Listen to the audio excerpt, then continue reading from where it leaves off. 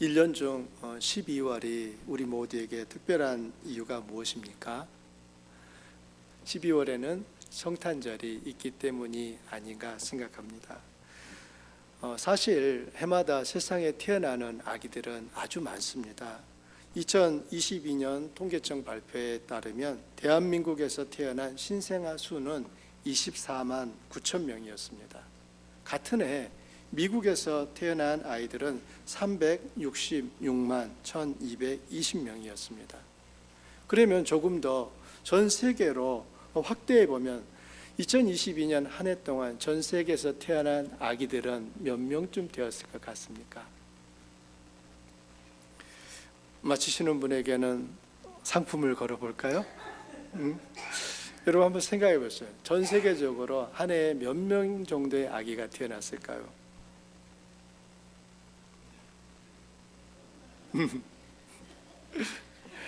어른과 아이들의 차이가 뭔지 아십니까? 아이들은 작은 일에도 적극 참여하고요, 어른들은 벌써 살아온 시간 속에 그 상처받은 기억들이 너무 커서 기대를 안 하신다는 거예요. 그거 뭐 맞춰봐야 뭐해, 별일 있겠어, 이런 마음들이신데, 여러분 그런 마음이시면 여러분이 벌써 나이 드셨다는 거예요. 항상 젊게 참 사시면 좋겠어요. 1년 한 해 동안 몇 명의 아이들이 태어났을까요? 놀라지 마십시오. 1억 3,400만 명이었습니다. 아마 2023년에도 그 숫자는 크게 다르지 않으리라 생각합니다. 이처럼 해마다 1억 명이 넘는 아기들이 태어나고 있는데, 우리가 유독 2000년 전 예루살렘의 마구간에 태어난 아기에게 그토록 주목해야 하는 이유가 무엇입니까? 그 수많은 아기들 가운데 한 아기였으면 아마 우리는 그렇게 특별하게 주목하지 않았을 거예요. 우리가 이 2000년 전에, 더군다나 작년도 아니에요, 올해도 아니에요, 2000년이라고 하는 그 시간의 갭을 가지고 훨씬 이전에 태어난 그 한 아기의 탄생을 왜 그렇게 주목하고 있는 것입니까? 그 아기의 탄생이 세상의 어떤 존재와도 비교할 수 없는 사뭇 다른 의미를 주기 때문입니다. 비록 그 아기는 빈방이 없어 마구간에 태어나야만 했지만, 그 아기의 탄생은 온 인류에게 가장 큰 기쁨의 소식이었습니다. 천사 가브리엘은 그 아기의 탄생을 알리면서 수많은 천군과 함께 하나님을 찬송하여 이르길, 지극히 높은 곳에서는 하나님께 영광이요, 땅에서는 하나님이 기뻐하신 사람들 중에 평화로다 라고 노래했습니다. 천군에, 여기서 이 가브리엘과 천군이 이와 같이 노래했는데, 여기서 천군에서 군이라고 하는 것은 헬라어 단어를 보면 스트라티아라고 하는 단어를 쓰고 있습니다. 군의 한 부대를 의미하는 거예요. 즉 천군은 천사의 군대를 가리키는 말입니다. 한두 명의 천사가 아니라 천사의 군대가 대오를 맞추어 하나님을 찬송하고 있는 것을 의미하는 것입니다. 천사의 군대가 하나님을 찬송하는 이유가 무엇입니까? 하나님께서 한 아기를 세상에 보내셨기 때문입니다. 여러분 한번 그 장면을 떠올려 보십시오. 천사의 군대들이 하나님을 찬송하는 거예요. 한 아기를 세상에 보내셨다. 지극히 높은 곳에서는 하나님께 영광이요, 땅에서는 하나님이 기뻐하신 사람들 중에 평화로다 라고 외치는 것입니다. 노래하는 거예요. 아기 예수의 탄생은 이와 같이 하늘에서는 하나님께 영광이 되는 사건이고, 땅에서는 사람들에게 평화가 되는 사건이었습니다. 그렇다면 무엇이 그 아기 예수의 탄생을 그토록 특별하게 만드는 것일까요? 그 아기의 탄생은 첫 번째로 하나님의 약속이 성취되었다는 것을 의미합니다. 우리가 예수라고 부르는 그 아기의 이름을 누가 지었습니까? 그 부모인 마리아와 요셉이 지었습니까? 아닙니다. 태어날 그 아기의 이름을 예수라고 하라라고 이름을 지어주신 분은 하나님이셨습니다. 여러분의 이름은 누가 지으셨습니까? 저의 이름은 저희 부모가 지어줬거든요. 저는 개인적으로 제 이름을 별로 만족스러워하지는 않았어요. 왜냐하면 영균 하니까 너무 좀 약해 보여요. 좀 센 이름, 호랑이 호자가 들어간 오히려 호철이든지 센 이름, 태산이든지 그런 이름이었으면 좋겠다라고 했는데 저희 부모님은 저에게 영균이라고 하셨어요. 근데 그 뜻의 이름은 영자는 편안할 영자의 고를균입니다. 부모님은 저의 삶을 태어난 저를 보면서 내 인생이 고르게 평안했으면 좋겠다라고 하는 그런 기대와 바람이 있으셨던 것 같아요. 이렇듯 우리가 가지고 있는 이름은 다 의미를 지니고 있습니다. 물론 과거에 많은 분들은 왜 이름을 그렇게 지었어요? 라고 하면은 맨 마지막에 태어났다고 말순이라고 지었어. 그러면 말순이라는 아주머니가 말순이는 그나마 나아. 그 옆에서 그 얘기를 듣으면 나는 끝순이야. 이런 말순이와 끝순이 중에 어느 것이 누가 더 좋은 이름입니까?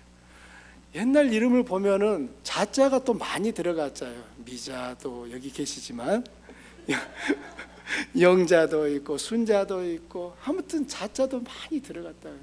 한 동네에 자자 빼면은 별로 쓸 이름이 없었던 그런 시절도 있었는데, 이렇게 이름이라고 하는 것은 그냥 단순한 의미 없는 어떤 것이 아니라 다 그 이름 안에는 내용을 담고 있어요.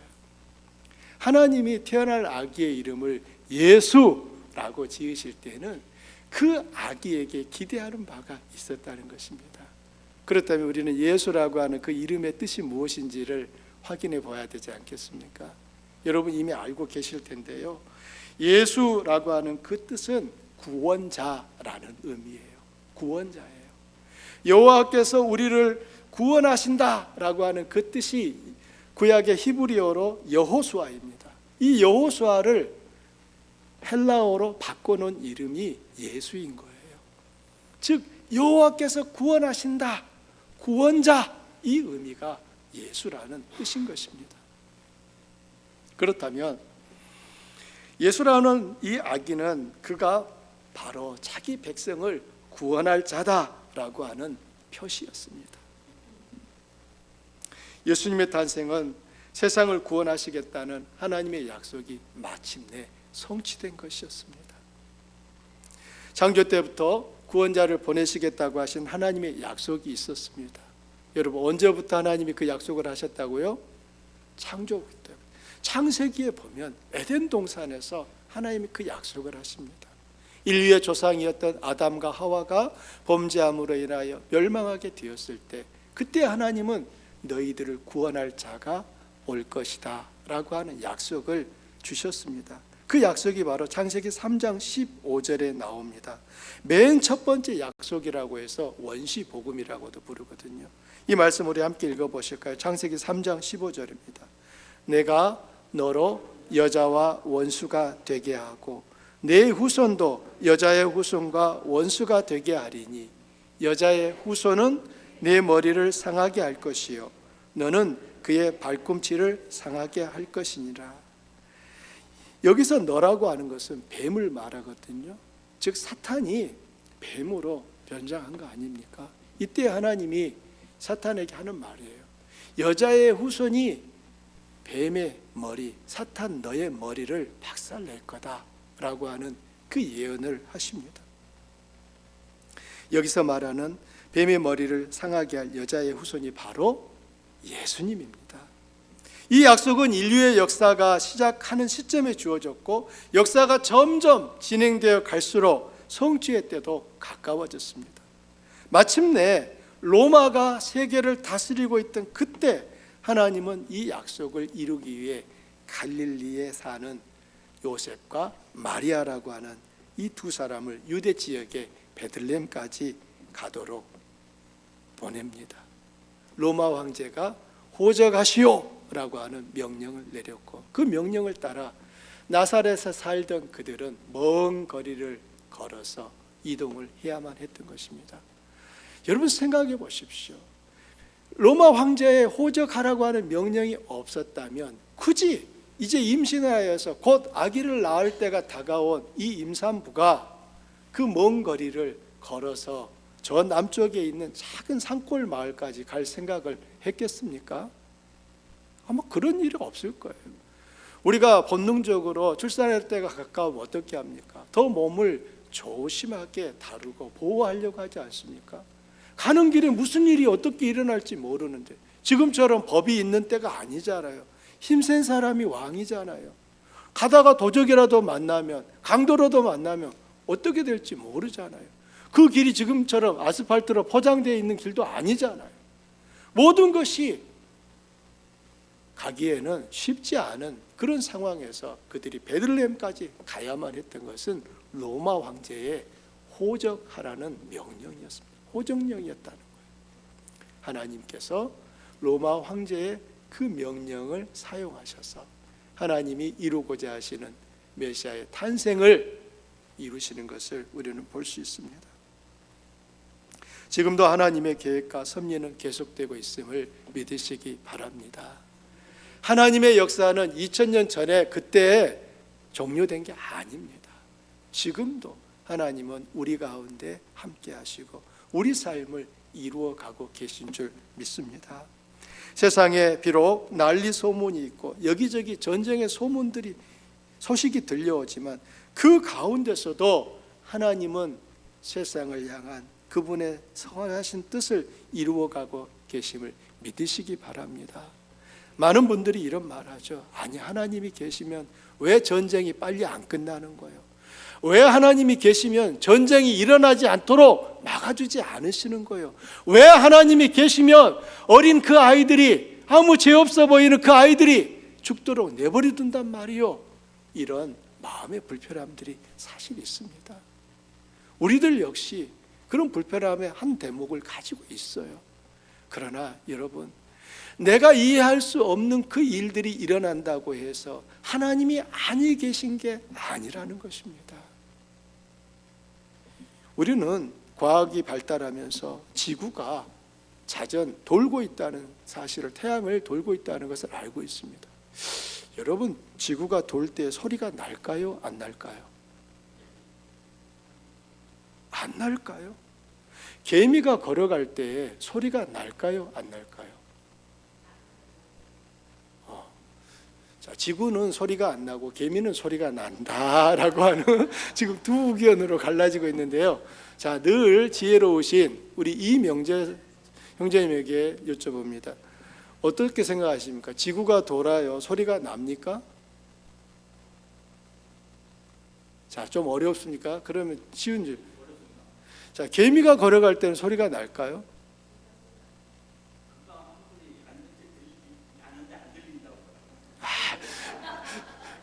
주관이 필요하신 분이에요. 자기 생각이 필요합니다.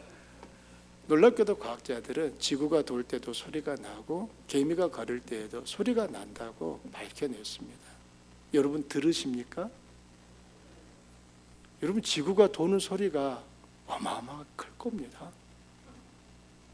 개미가 걷는 소리 너무 작죠. 우리가 인식하기에는. 둘 다 우리는 공통적으로 못 듣고 있습니다. 그런데 우리는 어떻게 반응하죠? 내가 못 들으니까 소리가 안 나는 거야. 이렇게 해버리는 거야. 하나님의 그 크신 역사를 내가 하나님보다 더 큰 존재가 되면 알 수 있을 거예요. 인식할 겁니다. 알아챌 거예요. 그러나 하나님보다 큰 존재가 없어요. 하나님은 성경에서 끊임없이 뭐라고 말하느냐? 하나님은 창조주시고 우리는 피조물이라고 말합니다. 이사야 선지자는 재미있는 비유를 쓰잖아요. 야, 토기장이가 흙을 빚어서 토기를 만들었다. 그런데 그 만들어진 토기가 토기장이에게 왜 나는 이렇게 만들었습니까? 라고 따질 수 있느냐라고 묻습니다. 여러분, 따질 수 있습니까? 여러분, 정지 가신 분들이에요. 그렇게 말씀하시면. 근데 가만히 생각해 보십시오. 같은 흙으로 만든다면 또 똑같은 그 우리가 뭐라 하죠? 물레에 올려놓고 만드는 거면은 아니 제가 이건 제 말이 아니고 그 흙의 입장에서 말하는 아니 어떤 놈은 도자기를 만들어주고 아니 어떤 놈은 요강을 만들어 놓으면 불평할 수 있지요. 왜 나 요강 만듭니까? 나도 도자기 되고 싶어요 라고 할 수 있잖아요. 저는 지금도 기억나는 것이 어린 시절에 봤던 요강입니다. 처음에는 그 요강의 용도를 몰라가지고 그게 물 떠놓는 그릇인 줄 알고 어릴 때는 자꾸 손도 놓고 이렇게 휘젓기도 했었지만 나중에 철이 들면서 절대 그래서는 아니 된다는 것을 알게 됐죠. 사실 우리 삶에 있어서 우리는 창조주 하나님 앞에 그분이 하시는 일에 대하여서 토를 달 수 없는 존재인데 무슨 배짱으로 사사건건 하나님 하시는 일에 그렇게 토를 달고 있는지 놀랍지 않습니까? 한번 옆에 분 얼굴 좀 봐보십시오. 대단한 분들이에요. 그 하나님, 그 창조주를 향하여 토를 달고 있는 분이 바로 우리들, 내 옆에 계신 분이에요. 얼마나 참 위험한 일을 겁없이 하시는지 진짜 모르죠. 우리 하나님께서 하시는 일을 다 모르나요? 그렇다고 해서 하나님이 역사하시지 않는 게 아니라 그 말입니다. 우리가 할 수 있는 것은 기도하는 것이고 하나님께서 그 땅에 회복을 이루시고 전쟁이 멈추게 하시고 기근이 단비로 바뀌어가기를 소망하는 것이 우리가 할 수 있는 것이죠. 결국 하나님께서 이 땅 가운데 그와 같은 시련들을 주시는 것은 하나님의 악해서가 아니에요. 악한 우리들이 그렇게 해서라도 하나님께로 돌이키라고 하는 하나님의 부르심인 것입니다. 그냥 내 인생이 원하는 대로 다 잘 되니까 아무 문제가 없으니까 그러면 하나님께로 올 것 같지만 여러분 그렇지 않다는 것을 하나님이 너무나 잘 알고 계시거든요. 여러분 얼굴을 보니까 나는 아니에요 라는 얼굴이에요. 나는 다 내가 원하는 거 주시면 하나님 더 잘 믿을 것 같아요. 그러신 얼굴인데 아닙니다. 저 역시 제가 원하는 대로 제 인생이 다 풀렸다면 저는 하나님을 등지는 삶을 살고 있을 것 같습니다. 그러나 하나님이 제 인생에 제동을 걸어주시는 그 어떤 사건들이 있었기 때문에 저는 지금 하나님 앞에 서 있는 것이고 돌이켜보면 그 사건이 내게는 너무나 아프고 힘든 일들이었지만 도리어 하나님 앞에 서 있게 됨으로 인하여서 은혜라는 사실들을 고백하게 되는 것입니다. 사랑하는 성도님들, 하나님의 역사와 계획과 섭리는 계속되고 있다는 것을 이 예수님의 탄생을 통하여 우리들이 놓치지 마셨으면 좋겠습니다. 아기 예수의 탄생이 그토록 특별한 두 번째 이유는 아기 예수의 탄생은 낮고 천한 사람들을 존귀하게 하는 일이 되었기 때문입니다.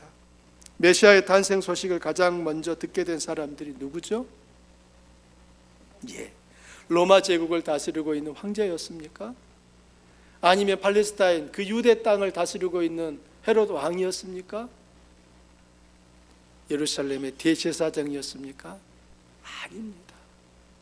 저 들판에 있던 목자들이었습니다. 누가는 이 목자들의 특징을 두 가지를 말합니다. 하나는 목자들이 집이 아닌 야외, 즉 들판에서 지냈다는 것과 두 번째는 목자들은 다른 모든 사람들이 잠이 든 그 한밤중에 깨어 있어야만 하는 사람들이었다는 것입니다. 왜 깨어 있어야 합니까? 밤에 짐승이나 도둑이 양떼를 훔쳐가지 못하도록 지켜야 하기 때문에 그들은 다 자는 그 시간에 자서는 안 되는 사람들이었습니다. 더욱이 당시의 목자들은 사회로부터 존중받지 못하는 사람들이었습니다. 삶은 고되고 힘들고 세상으로부터는 존중도 인정도 받지 못하는 그런 직업이었기 때문에 다른 사람들이 하기를 꺼리는 일이었어요. 그런데도 그 일을 해야만 하는 사람들이었다면 그만큼 그들의 삶이 절박하고 궁핍했다는 반증이 아니겠습니까? 이 일이라도 해야만 살 수 있다라고 하는 그 절박함이 남이 다 꺼리는 그 일을 할 수밖에 없는 삶을 살고 있는 거예요. 우리는 목자들이라고 하니까는 너무 그냥 야 좋겠다, 이 삭막한 도시가 아닌 그 넓은 들판에서 푸른 자연 속에 얼마나 좋았을까 생각하는데요. 여러분, 지금 이 목자들이 있는 땅은 뉴질랜드가 아니에요. 팔레스타인의 아주 척박한 땅입니다.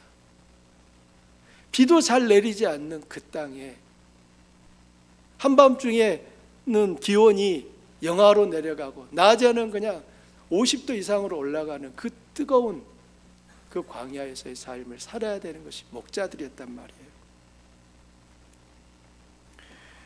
사람들은 그럼에도 불구하고 그 목자들을 뭐라고 했느냐? 강도들의 기술을 연마하는 사람들이라고 불렀습니다. 왜냐하면 이 목자들이 지나가는 사람들에게 강도짓을 하는 일들이 많았기 때문입니다. 목자들이 평판이 이토록 좋지 않았기 때문에 법정에서 증인으로 세워질 자격을 얻지를 못했었고요. 3세기에 어떤 랍비는 시편 23편을 주워가면서 23편 여호와는 나의 목자시니 나오잖아요.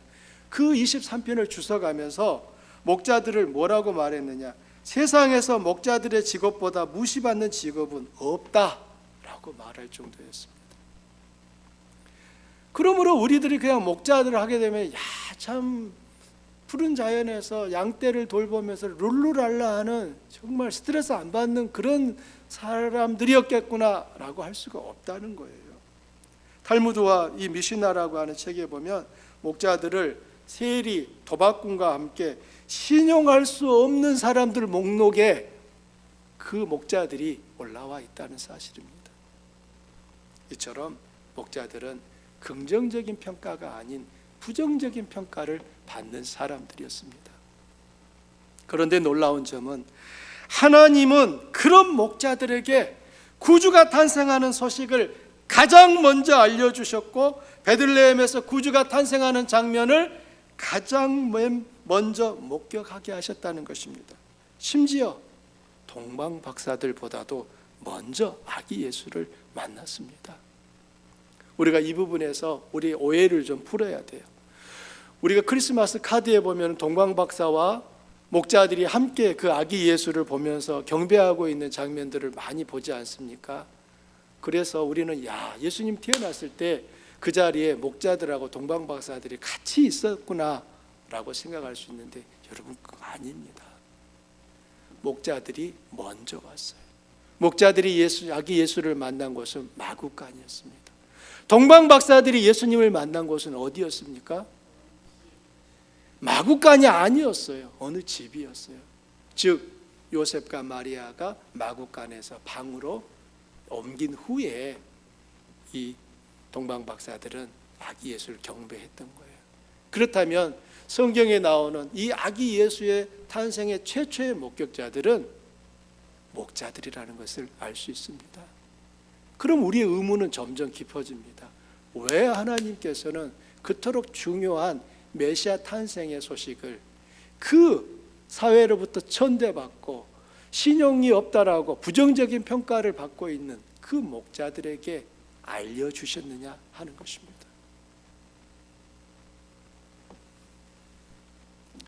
그날 하나님께서 번지수를 잘못 찾으신 겁니까? 전화 버튼을 잘못 누른 거예요. 우리 간혹 그러잖아요. 김 집사님에게 전화해야 되는데 잘못 버튼 눌러가지고 장 집사님한테 전화할 수도 있잖아요. 그럼 괜히 미안하니까 집사님 잘 지내요? 라고 할 수도 있는데 하나님께서 원래 동방박사에게 보내기로 했던 소식이 목자들에게 잘못 전달된 겁니까? 아니잖아요. 하나님은 일부러 의도적으로 목자들에게 예수 탄생의 소식을 가장 먼저 알려주셨습니다. 그 이유는 예수 안에서는 낮고 천한 자들이 높아지고 존귀케 된다는 것을 알려주기 위해서인 것입니다. 이 세상에서 어떤 사람이 왕이고 학자이고 부자이면 존귀한 자라고 높이죠. 하지만 이 세상에서 목자와 같은 이들은 설 곳이 없습니다. 그래서 그들은 들판에 머물러야 하는 사람들이었던 거예요. 아무도 존중해 주지 않고 낮고 천한 자들이었는데 예수님이 오심으로 이 세상의 질서를 바꿔놓으시는 것입니다. 비록 낮고 천한 자라도 그들이 주님으로 인해 높아지고 존귀케 된다는 사실을 보여주신 것입니다. 평생 세상의 아웃사이더로 살아야만 하는 존재들에게 소망의 빛이 비추인 거예요. 예수님 안에서 새로운 질서가 세워진다는 것을 마리아는 다음과 같이 노래했습니다. 누가복음 1장 46절부터 나오는 내용입니다. 여러분 함께 읽어보실까요? 마리아가 이르되 내 영혼이 주를 찬양하며 내 마음이 하나님 내 구주를 기뻐하였음은 그의 여종의 비천함을 돌보셨음이라. 보라, 이제 후로는 만세의 나를 복이 있다 일컬으리로다. 능하신 이가 큰 일을 내게 행하셨으니 그 이름이 거룩하시며 긍휼하심이 두려워하는 자에게 대대에 이르는도다. 그의 팔로 힘을 보이사 마음의 생각이 교만한 자들을 흩으셨고 권세 있는 자를 그 위에서 내리치셨으며 비천한 자를 높이셨고 줄이는 자를 좋은 곳으로 배불리셨으며 부자는 빈손으로 보내셨도다. 지금 마리아가 자기에게 메시아가 잉태된다는 사실을 알고서 지금 하나님을 찬양하는 것입니다. 여러분, 이때 마리아의 나이가 몇 살이었을까요? 이 내용만 보면은 마리아가 최소 한 40은 넘은 사람처럼 보이지 않습니까? 이 표현들이나 그 생각이 너무 탁월해요. 그러나 여러분, 그 당시에 마리아의 나이는 많아야 16이에요. 12살에서부터 16 그 사이에 결혼하는 시대였습니다. 여러분, 그렇다면 정말 우리는 마리아 만나면 내가 나이가 더 많아도 고개를 숙일 수밖에 없어요. 아이고, 마리아니 16살 때 당신이 했던 그 고백을 보니 정말 놀라웠습니다 라고 할 수밖에 없는 거예요. 이 마리아의 창가 가운데 우리의 눈길을 끄는 부분이 노랗게 표시해 놓은 바로 저 지점입니다. 마음이 생각이 교만한 자들을 흩으셨고 권세 있는 자들은 내리치셨고 비천한 자는 높이셨고 줄인 자는 배불리셨고 부자는 빈손으로 보내셨다는 거예요. 예수 그리스도 안에서 새로운 질서가 개편된다는 것을 마리아는 알고 있었던 것입니다. 이 세상의 질서 안에서는 결코 일어날 수 없는 일들이 예수님 안에서는 일어나는 것입니다. 7 귀신이 들려 황폐한 삶을 살던 막달라 마리아는 예수님을 만남으로 인하여 정신이 온전해지고 그녀는 마지막까지 예수님을 따르는 제자가 될 수 있었습니다. 우리는 7 귀신이 들렸던 그 막달라 마리아를 한 번도 만난 적이 없으면서도 지금도 그 막달라 마리아의 그 믿음을 칭찬하고 있지 않습니까? 인생의 목적을 돈이면 최고라고 생각하고 살았던 삭개오는 어떻습니까? 세리장이었던 그 삭개오가 예수님을 만나고 나자 그가 그동안 틀어지고 있던 돈을 이제는 흩어서 나누어 주는 사람으로 바뀔 수 있었습니다. 그러므로 자기 스스로를 낮추고 자기가 비천한 자인 것을 알며 하나님의 공급하심이 없으면 줄일 수밖에 없음을 깨닫고 예수님, 나를 좀 도와주십시오 라고 말하는 사람은 누구나 하나님의 은혜를 입어서 높아지고 존귀하게 된다는 것입니다. 저는 개인적으로 힘들고 어려운 삶을 사시는 분들이라면 영적으로는 더 부유해지셨으면 좋겠어요. 믿을 것이 돈이라도 있으면 이 돈이라도 내가 믿고 살겠다고 하는데 돈도 없으시면서 예수님도 안 믿어요. 그럼 여러분 둘 다 억울한 거 아닙니까? 오히려 저는 교회 안에서 목사로서의 삶을 사시면서 참 공통점 하나를 봤습니다. 교회에 많은 사람들이 있지만 그 가운데서 부요한 사람은 상대적으로 믿음이 별로 크지 않아요. 그냥 고만고만해요. 그냥 그 많은 돈 때문에 그가 사회에서 누리고 있는 그 지위, 대학 교수네, 의사네, 이것 때문에 교회 안에서 어떤 책임 있는 역할들을 맡아서 합니다. 그러나 개인적으로 그분을 만나서 그분의 믿음의 정도를 보면 여러분 아니에요. 오히려 연탄 그 리어카를 미셨던 그분의 믿음이 훨씬 뛰어나요. 돈이 있으면 연탄 리어카를 안 밀죠. 연탄 대리점을 운영하겠죠. 그러나 대리점 운영할 형편이 안 되니까 얼마씩 사다가 그 리어카로 실어다가 집집마다 넣어주셨던 그분은 의지할 것이 주님밖에 없어요. 그러니 그분은 하루 일과가 끝나면 이 더러워진 몸을 대충 툴툴 털고 자기 집에 가기 전에 늘 교회 예배당에 들려서 하나님 앞에 기도하고 자기 하루를 감사하면서 돌아가는 거예요. 많이 있어서 넉넉한 그분은 자동차도 있고 얼마든지 자기 집에 가는 길에 교회 앞을 지나가니까 들릴 수 있는데 그냥 지나가요. 없기 때문에, 가난하기 때문에, 병들었기 때문에, 낮은 자이기 때문에 의지할 때가 주님밖에 없어서 그 하나님 앞에 한 번 더 울부짖고 기도했더니 하나님이 그 인생을 바꿔주시는 거예요. 높여주시는 그 역사가 예수 안에서는 있더라 그 말입니다. 그러므로 여러분, 내가 있으면은 조심하셔야 돼요. 내가 없는 것 때문에 위축될 것이 아니라 오히려 나는 더 주님밖에 붙들 리가 없다라고 결단하셔야 되는 것입니다. 목자들은 메시아의 탄생 소식을 맨 먼저 전해 듣고 탄생하신 메시아를 가장 먼저 보았다는 그 자체로 존귀한 자들이 되어버렸어요. 세상에서 가장 귀한 소식을 가지고 있는 사람들이 되었으므로 그들은 이제 존귀한 자들이 된 거예요. 우리 역시 그 목자들, 들판에서 양치다가 아기 예수님을 맨 먼저 찾아와 목격자의 삶을 살게 된 그 목자들을 오늘 이 시간 지금 말하고 있는 거 아닙니까?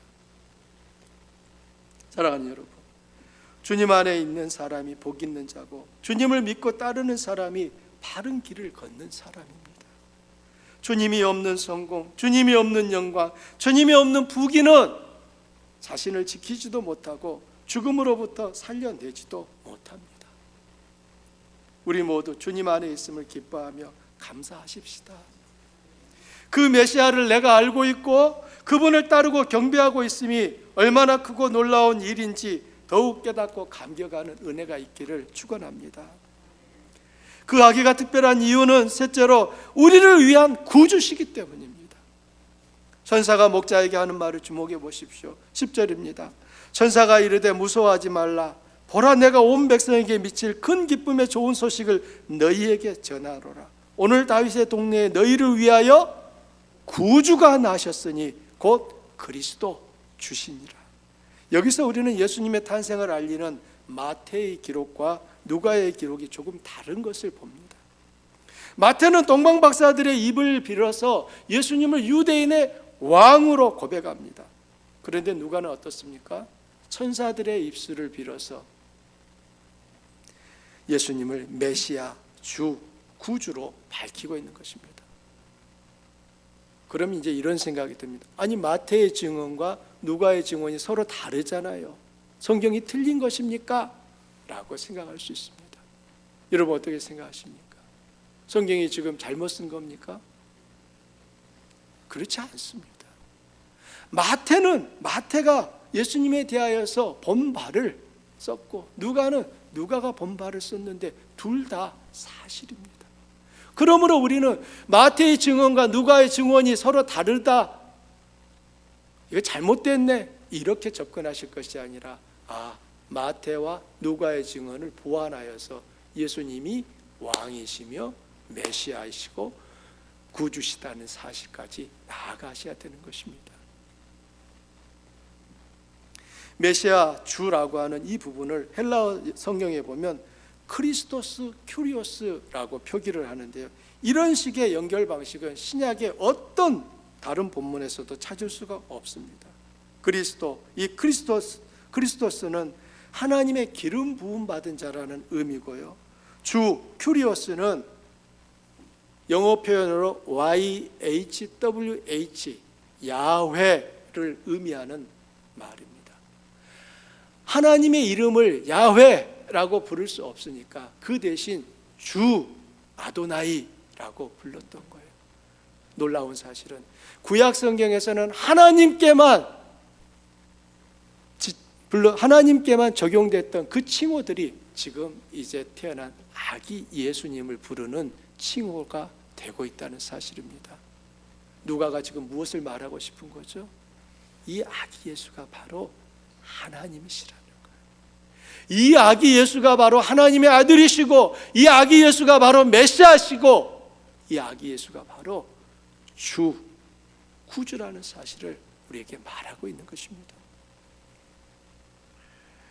그런데 흥미로운 점은 당시 로마의 황제인 아우구스투스는 자신을 백성의 구원자와 세상의 구원자로 주장했다는 사실입니다. 아우구스투스의 업적을 기록한 공식 문서인 레스 게스타에라고 하는 이 책에 보면 그를 평화와 질서와 번영의 새롭고 좋은 시대를 시작하고 인류의 오랜 기대를 이루는 구원자다라고 묘사하고 있습니다. 또한 구원자 이외에도 아우구스투스는 여러 가지 칭호를 가지고 있는데, 아우구스투스를 부르는 칭호가 하나님의 아들, 평화와 희망의 좋은 소식을 가져오는 자라고 불렸습니다. 여러분 좀 가만히 생각해 보십시오. 지금 아우구스투스에게 붙여진 그 칭호들이 어디서 많이 보고 들은 칭호 아닙니까? 누구에게 붙여진 칭호입니까? 예수님에게 붙여진 칭호예요. 그런데 보십시오. 아우구스투스가 세상에 먼저 태어났을까요? 예수님이 먼저 태어났을까요?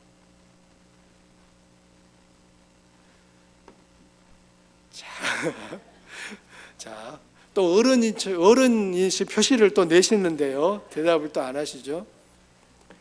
아우구스투스가 먼저 태어났어요. 예수님은 아우구스투스가 로마 황제로서 이제 말기에 접어들었을 때 그때 태어납니다. 그럼 보십시오.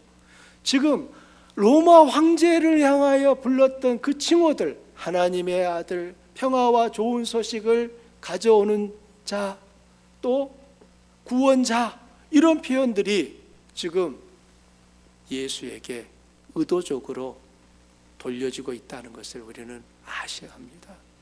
황제에게만 붙였던 그 호칭들을 누가는 이제 갓 태어난 이 아기에게 붙이고 있는 것입니다. 성경이 무엇을 말하는 거죠? 이 예수가 참된 구원자는 로마 제국의 선전에 속지 말라는 거예요. 로마 제국은 로마 황제가 바로 구원자라고 말하고 있는데 아니라는 것입니다. 진짜는 바로 이 예수가 구원자시고, 이 예수가 하나님의 아들이시며, 이 예수가 평화와 좋은 소식을 가져오는 자라는 것을 말하고 있는 것입니다. 그렇다면 이 예수 탄생이 우리에게 주는 의미가 무엇인가요? 두 가지만 살펴보려고 합니다. 첫째는 우리의 운명이 바뀌었다는 것입니다. 할렐루야. 죽을 수밖에 없는 죄인이 이제는 사랑받는 하나님의 자녀가 되는 길이 열렸습니다.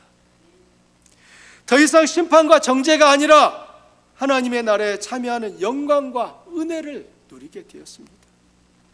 비록 한번 죽음을 맞이하겠지만 그 이후에 다시 사는 부활이 약속되었고 보증되었습니다. 이 세상의 삶에서도 날마다 희망의 창가를 부를 수 있게 되었습니다. 이 세상이 그 무엇으로 위협하고 우리를 통치하려 할지라도 우리 영혼의 주인이 될 수 없다는 것입니다.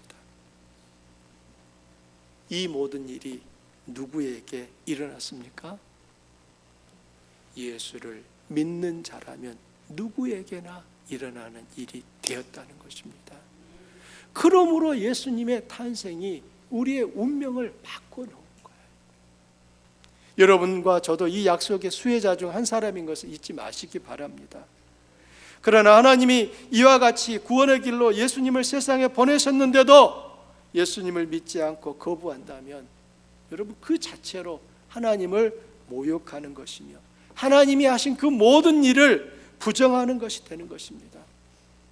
아니 나는 하나님을 부정한 적 없습니다. 하나님을 모욕한 적 없습니다 라고 말하실 수 있어요.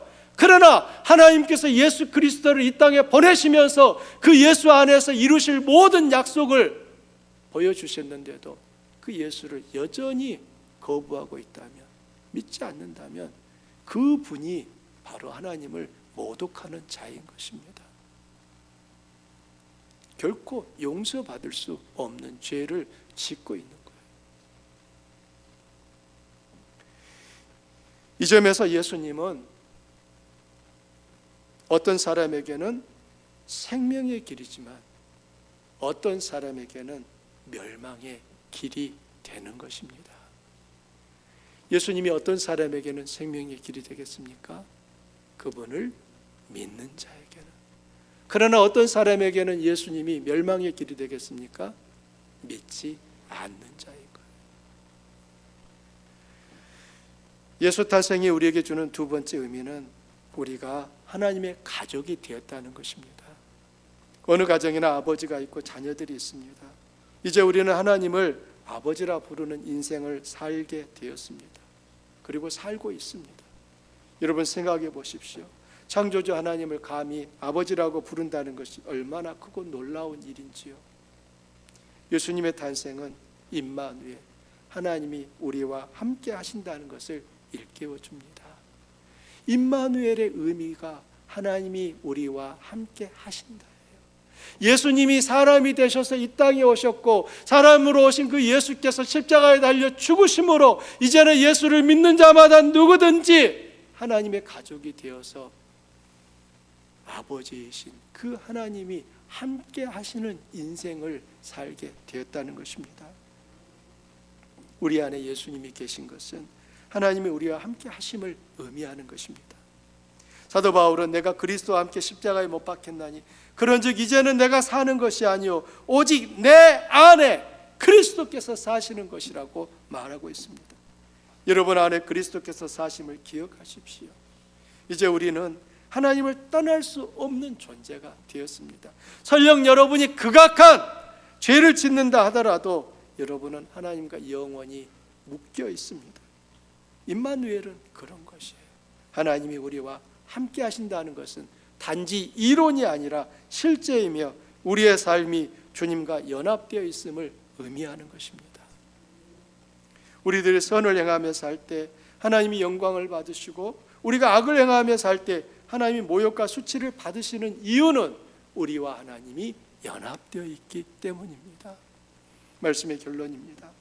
베들레헴의 마구간에서 예수님이 탄생하신 그때 밤의 어둠이 목자들을 비추는 환한 빛으로 바뀌었습니다. 주님이 태어나시기 전에는 목자들을 둘러싸고 있는 것은 캄캄한 어둠과 암흑뿐이었는데 주님이 태어나는 순간 주의 빛나는 그 영광이 목자들을 둘러 비추었습니다.